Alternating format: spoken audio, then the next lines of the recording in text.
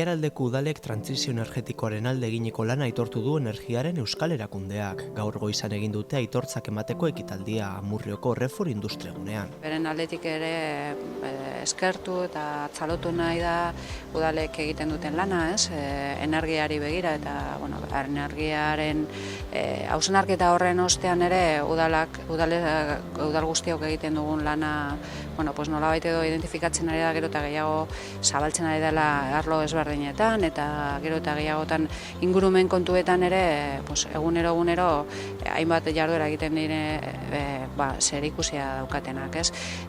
Guk adibide moduko batzuk aurkeztu nahi izan ditugu, ez? Sostenibilitateari begira, mobilitateak badu garrantzi handirik, ez?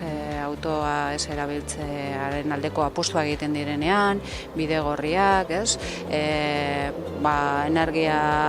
Bestelako energia erabiltzen duten ibilgailuak erosten direnean, ez?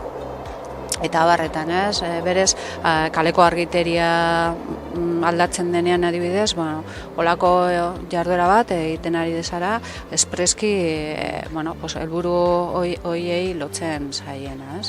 Eta, zentzu horretan, esan beharra dago, udal guztiok egiten dugula nolabaiteko lan bat, seguramente zentzu horretan, eta askotan ez diogu erreparatzen, bertan aritzen garela espreski lan horretan.